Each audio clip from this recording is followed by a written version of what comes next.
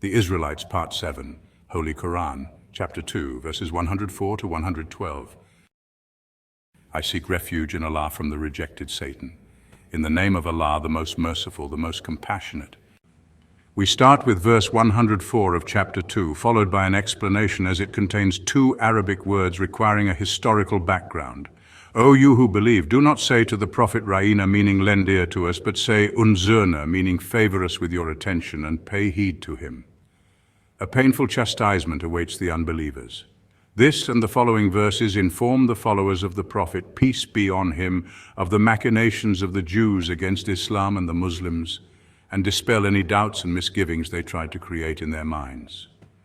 Special attention is paid to the points raised during controversial discussions between Muslims and Jews. It is useful to note here that when the Prophet, peace be on him, arrived in Medina and the message of Islam began to spread, the Jews tried to engage Muslims in controversial religious discussions. They raised all kinds of involved and suspicion-provoking problems so as to contaminate the simple and pure-hearted Muslims with the spiritual diseases from which they themselves suffered. Not only that, they resorted to sly and deceptive talk in the presence of the Prophet. When the Jews visited the Prophet, they tried to vent their spite by using ambiguous expressions in their greetings and conversation. They used words which had double meanings, one innocent and the other offensive. After using quite proper expressions, they would then whisper some malicious words. Ostensibly, they maintained the decorum of respect and courtesy while sparing no underhand means to insult the Prophet. Later, we shall encounter several examples of this kind of behavior.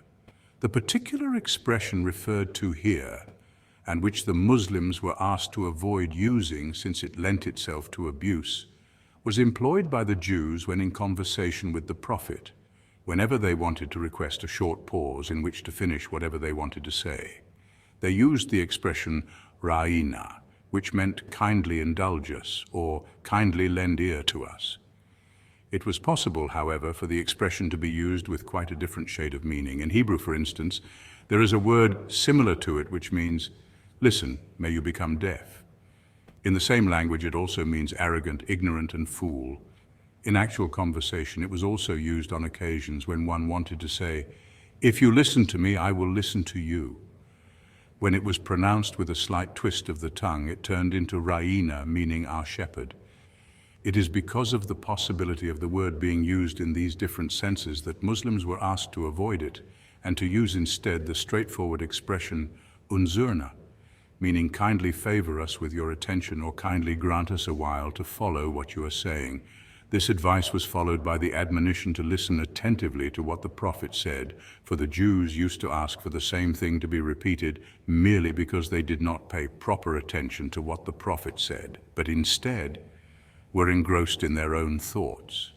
If the Muslims were to heed what the Prophet said, they would scarcely need to make such requests. Now we move on to the next two verses, 105 and 106. The unbelievers, be they the people of the book or those who associate others with Allah in His divinity, do not wish that any good should be sent down upon you from your Lord. But Allah chooses for His mercy whoever He wills. Allah is Lord of abounding bounty. For whatever verse we might abrogate or consign to oblivion, we bring a better one or the like of it. Are you not aware that Allah is all-powerful? In this last verse, there is a response to a doubt which the Jews tried to implant in the minds of the Muslims. If both the earlier scriptures and the Quran were revelations from God, why was it, they asked, that the injunctions found in the earlier scriptures had been replaced by new ones in the Quran? How could the same God issue divergent injunctions? Furthermore, they expressed their amazement at the Quranic indictment of the Jews and Christians for having allowed part of the revelation to be forgotten and lost, pointing out that it was impossible that divine revelation should be erased from human memory. In all this, their motive was not to know the truth, but to cast doubt on the divine origin of the Quran. In refutation, God states that He, being the absolute sovereign, has unlimited authority both to abrogate previous injunctions and to cause people to forget the injunctions He wants them to forget. However, God ensures that whatever He abrogates or causes to be erased from people's memories is replaced by something equally or even more beneficial. Next, verses 107 and 108. Are you not aware that the dominion of the heavens and the earth belongs to Allah, and that none apart from Allah is your protector or helper? Or would you ask your messenger in the manner Moses was asked before? And whoever exchanges faith for unbelief has surely strayed from the right way. A brief explanation on the last verse. The Jews, who were addicted to hair-splitting arguments, instigated the Muslims to ask the Prophet a great many questions. God, therefore, cautioned the Muslims against following the example of the Jews in this matter, and admonished them against unnecessary inquisitiveness. The Prophet himself often warned the Muslims that excessive inquisitiveness, which was devoid of religious earnestness and the sincere desire to do God's will, had been the ruin of earlier religious communities. He stressed that people need not delve too deeply into questions left unelucidated by God or his messenger. It was better to follow the injunctions which were clearly laid down, abstain from things prohibited, and avoid excessive inquiry about far-fetched hypothetical issues, attending instead to questions of practical significance. Moving along to verse 109, which says, "Out of sheer envy, many people of the book would be glad to turn you back into unbelievers after you have become believers, even though the truth has become clear to them. Nevertheless, forgive and be indulgent towards them until Allah brings forth his decision. Surely Allah is all-powerful." This verse teaches us that one should neither allow oneself to get angry at their spite and hostility, nor waste one's valuable time by engaging in useless debates and acrimonious polemics. It is better to wait patiently and observe how God deals with them. Instead of wasting energy in frivolous pursuits such as those mentioned above, one should spend it in the remembrance of God and in acts of goodness, for it is these rather than barren controversies that will benefit man in the life to come. We close this section with verses 110 to 112.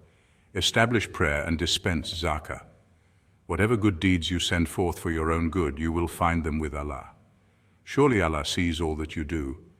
They say none shall enter the garden unless he be a Jew, or according to the Christians, a Christian.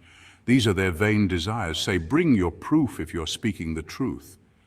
None has any special claim upon reward from Allah. Whoever submits himself completely to the obedience of Allah and does good will find his reward with his Lord. No fear shall come upon them, nor shall they grieve.